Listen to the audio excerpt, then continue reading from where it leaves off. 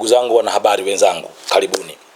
Nimewaita hapa kuzungumza nanyi kuhusiana na kinachoendelea, kinachofanywa na viongozi wa Chadema. Pamoja na mambo mengine mengi, wanaendelea na mkakati wao wa kuchafua taifa kwa kusambaza documentary wanayosema inaitwa documentary ya BBC, ikieleza kwamba wamepata madhila na kadhalika na kadhalika. Ninapenda kuwaambia, pamoja na kwamba ni mchezo wa viongozi wa Chadema kusambaza habari zinazotia chuki, maudhui ya chuki, kuchochea vurugu, uharibifu wa amani, lakini safari hii wanasambaza video hiyo kwa mkakati wa kubadilisha ajenda. Mnafahamu kwamba ndani ya Chadema kuna mgogoro mkubwa unaoendelea, unaofukuta baina ya Heche na viongozi wenzake, wakina Boni, wakina Lema, wakina Sugu.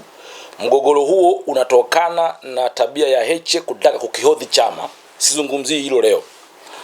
Mnafahamu wakati wa kuelekea mwisho wa mwaka, Heche akishirikiana na kina Hilda Newton na kina Mwaipaya na wengine walimtumia Fredi Mwambo azungumze na kaka yake Lissu, mzee Alute Mugwai, watengeneze namba za simu zenye majina ya Alute Mugwai ili wakusanye michango. Lakini kina Heche walihakikisha Fredi Mwambo ndio anakaa na zile line za simu na anakaa na password zote. Na mnafahamu, kama fahamuni, michango iliyokusanywa mpaka tarehe 31, siku ya mwisho kukusanya michango, kina Heche walikusanya shilingi milioni 41. Milioni 41 waliokusanya kutoka kwenye shilingi 100, shilingi 200, shilingi 1000 za wanachama wa Chadema na Watanzania wengine. Mimi nilichanga shilingi 1600 ili ni kumsupport Lissu Christmas yake na mwaka mpya, wala wanywe Pepsi baridi.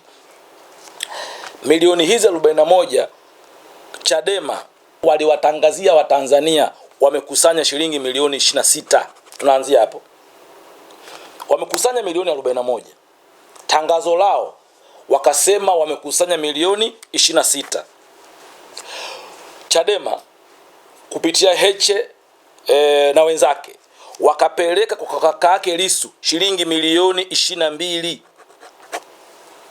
Wamekusanya milioni 41. Wametoa tangazo kwa umma kwamba wamekusanya milioni 26, wamepiga hapo. Alafu wamepeleka kwenye familia milioni 22. Baada ya kugundua kwamba kuna ubadhirifu, kaka yake Lissu akagundua kwamba jumla ya pesa iliyokusanywa milioni 41.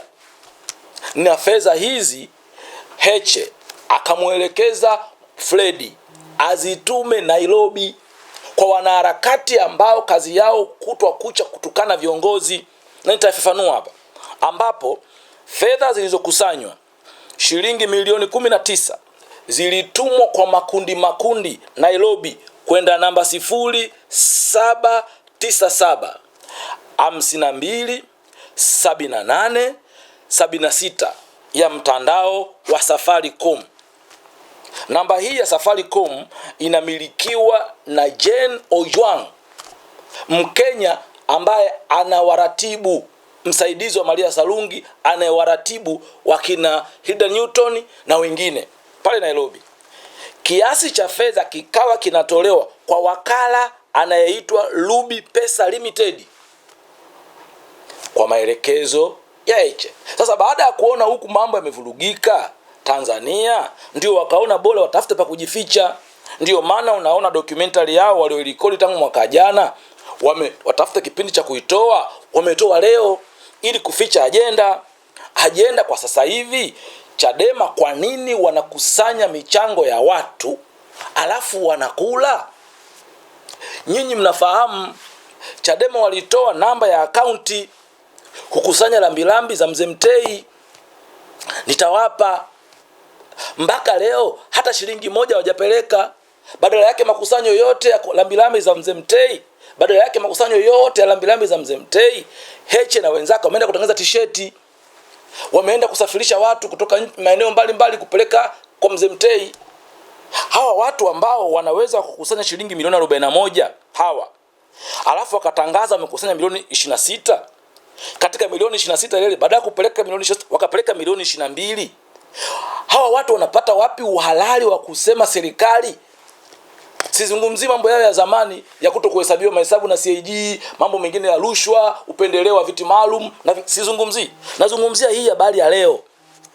Heche na genge lake kama walikusanya milioni 41, wakatangazia umma wamekusanya milioni 26. Dakika hiyo hiyo unakusanya milioni 41 saa hizi. Baada ya nusu saa unatangaza umekusanya milioni 26. Utatoa hapo utapata shilingi ngapi? Baada ya muda, haya peleka basi milioni 26 kwa husika, unapeleka milioni 22. Kwa hiyo hapa sasa unawezaje kupata uhalali wa kukemea ubadhirifu? Unatoa wapi moral authority? Unatoa wapi credibility ya kusema wewe ni chama ambacho kinaweza kukemea ubadhirifu kama shilingi milioni 41 tu? Hawa watu ukawakabidhi hazina ya nchi. Hawa watu ukawakabidhi wizara ya fedha. Hawa watu ukawakabidhi wizara ya madini, wizara ya nishati. Sasa mimi ninachotaka kukisema, mpango wa kubadilisha ajenda, kwamba tuache Chadema waache kujadili kuhusiana walivyotapeliwa na kina Heche, ambazo hizi fedha Kenya amezipokea Jenny Ojwang, akawalipa kina Hilda Newton, akawalipa wakina Mwaipaya, akawalipa na wengineo wanaojitokeza kwenye hizo video na kadhalika. Lazima wazirudishe kwa kina Lissu. Na ndio maana tukasema mwanzo kuna mgogoro mkubwa baina ya hawa watu. Lissu anataka kunufaika na Chadema kupitia Heche, anataka kunufaika kupitia na machangamoto wanazokutana nazo Lissu. Na sasa hivi wanataka kuanzisha mchango mwingine. Sasa kabla hawajaanzisha mchango mwingine wanaosema wataanzisha wiki ijayo kuelekea kesi za Lissu, walibu kwanza hii. Nyinyi mnajua wakati wa mafuriko, wakati wa changamoto ya maafa ya Hanang', Chadema walianzisha mchango, walichangisha mchango nchi nzima, na mchallenge hapa katibu mkuu Mnyika aseme pesa walizozikusanya wakati wa maafa ya Hanang' walizipeleka wapi? Na mchallenge Chadema mnafahamu wakati wa msiba wa Mtei walichangisha pesa, na wa challenge waseme hizi pesa walizokusanya wakati wa msiba wa Mtei wamezipeleka wapi? Sasa kama watu ambao kwenye maeneo madogo hawana credibility, wanapata wapi credibility ya kujadili mambo makubwa? Kwa hivyo hilo nitaka niwaambie, wajue kwamba sisi wa Tanzania sio mazwazwa. Tunaelewa mchezo wao, tunaelewa kwamba wanalipwa kuchafua taifa. Sisi ambao hatujakimbia taifa letu tutalipigania. Na nimeona wanapita mtandaoni wanasema sijui watu wametekwa. Mimi hapa siku moja isiyokuwa na jina nitatoa orodha na namna ambavyo John Heche na wenzake wameshiriki kutesa, kutesa na kuua vijana wasio na hatia kisa tu wamepingana nao kimawazo. Na niwakumbushe kwenye siasa, na hiyo nitoe wito kwa watu wote, viongozi wote, mnapokuwa mnaelewana, mnapokuwa mnashirikiana, jitahidini msitoe kila siri kwa watu wenu. Siku watu wengine wakisha ama wanajua kila kitu, hamtaendelea kuongopa tena. Ni kweli iliwezekana Chadema kuongopea umma kwamba serikali inaua mwaka 2011 kurudi nyuma. Ni kweli iliwezekana Chadema kutengeneza matukio serikali ionekane imeingia mkenge 2011 kurudi nyuma, kama walivyotengeneza tukio la Arusha wakasababisha watu wakafa, kama walivyotengeneza tukio la Morogoro akafa mwanahabari Arizona, kama walivyotengeneza tukio la Iringa akafa mwanahabari Mwangosi, kama walivyotengeneza tukio la Temeke wakamteka, kumtesa na kumpiga Yona, kama walivyotengeneza tukio la Musa Tesha wakampiga na kumwagia tindikali, kama walivyotengeneza tukio la Bagamoyo walivyomteka, kumpiga na kumtesa mkurugenzi wa Jambo Media Group John Marwa, na kama walivyotengeneza matukio mengine. Lakini ni mwaka 2011 kurudi nyuma, mwaka 2015 kurudi nyuma. Baada ya mwaka 2015 kuja mbele, hatutaruhusu. tutasema kweli kweli kweli. Habari za kutaka kutengeneza siasa za kizamani kwamba wachafuke upate huruma, hapana. Kama chama mmesajiliwa kisiasa, fanyeni kazi zenu za kisiasa. Kama CCM wamesajiliwa kisiasa, wafanye kazi yao ya kisiasa. Chadema mmeomba kibali cha kusajiliwa kisiasa, fanyeni siasa. ACT fanyeni siasa, msitengeneze huruma. Mimi nina ushahidi, nimeupeleka maeneo mbalimbali, na mfahamu nani amemwagia tindikali Musa Tesha, yuko hai, yupo Igunga pale. Na mfahamu nani amemteka Yona Watemeke, na mfahamu na namjua nani alitaka kumpiga bastola Zito ikaenda kumpiga marehemu Arizona Morogoro. Kwa hiyo Heche, Mnyika, chonde, msisababishe tuvuane nguo. Taifa letu ni muhimu kabla ya vyama vyetu. Wewe Heche leo ni makamu mwenyekiti. Kabla yako makamu mwenyekiti alikuwa Lissu. Kabla ya Lissu makamu mwenyekiti alikuwa Profesa Safari. Kabla ya Profesa Safari makamu mwenyekiti alikuwa Said Amur Alfi. Kabla ya Alfi makamu mwenyekiti wa Chadema alikuwa marehemu Chacha Wangwe. Kabla Chacha Wangwe makamu mwenyekiti wa Chadema alikuwa Waidi Amani Kaburu. Kabla ya Kaburu makamu mwenyekiti wa Chadema alikuwa Dr. Wilbrod Slaa. Manake nini?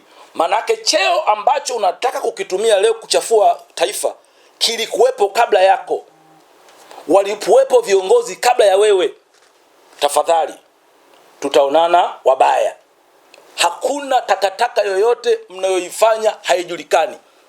Mimi sio tu nimekuwa mwana Chadema, nimekuwa mwanachama kindaki, mwana mkakati. Nina orodha ya watu waliouliwa ndani ya Chadema, nina orodha ya watu walioua ndani ya Chadema, na ninafahamu mikakati, namna ambavyo unaweza ukatengeneza tukio na serikali ikaingia mkenge ikajaa. Usiseme niwaambie nani alirusha mabomu pale Arusha wakati wa uchaguzi mdogo wa kurudia madiwani. Tutasema. Usiseme nani alilipa vijana kwenda kukata chainsaw Nyololo Iringa baada ya kumaliza zoezi la kuzindua tawi, barabara zifungwe ili mauaji yatokee. Tunasema Chadema, jibuni hoja. Kwa nini mmedhulumu michango ya watu? Mmepeleka wapi hizi pesa? Kwa nini watu waliokaa Nairobi wasiishi kwa gharama zao? Wasiishi kwa gharama za Amnesty International. Waishi kwa kutegemea michango ya watu. Pelekeni hela kwa mzee Alute. Rudisheni hela yake. Pelekeni pesa mlizokusanya za mzee Mtei. Rudisheni hela yake. Pelekeni michango ya Hanang mliokusanya Hanang. Acheni mambo ya kukela watu.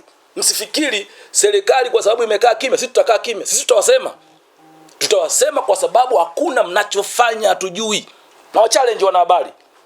Kamuulizeni mkurugenzi wa Jambo Media kama wajamteka siku 4 wakampiga, leo wanazunguka naye. Sasa kama waliweza kumteka mkurugenzi wa Jambo Media yuko mjini barabarani, wanashindwaje kumteka Kibao? Kama waliweza kumteka Yona Watemeke wakampiga, wakamtupa Ununio, wanashindwaje kumteka Kibao? Kama walitaka kumuua Zito Kabwe, naibu katibu mkuu, wakamtia sumu akaokolewa, tukamwokoa Muhimbili pale Aga Khan, wanashindwaje kuua wenzao? Chonde. Mpo kwenye jumba la vioo. Heche na wenzako mpo kwenye jumba la, msirushe mawe. Ili taifa ni letu wote. Fanyeni siasa, shindaneni kwa siasa, acheni habari za kudanganya watu. Mimi nina documentary ya mkakati wote wa Chadema kufanya vurugu. Mmekwenda kuua mtoto wa watu hapa Akwilina, hana hatia, mnapiga bastola afu mnasema polisi wameua. Sasa mimi kwa leo naishia hapa. Baada ya hapa sitakuwa na msalie mtume. Baada ya kusema hayo, nawashukuru sana waandishi.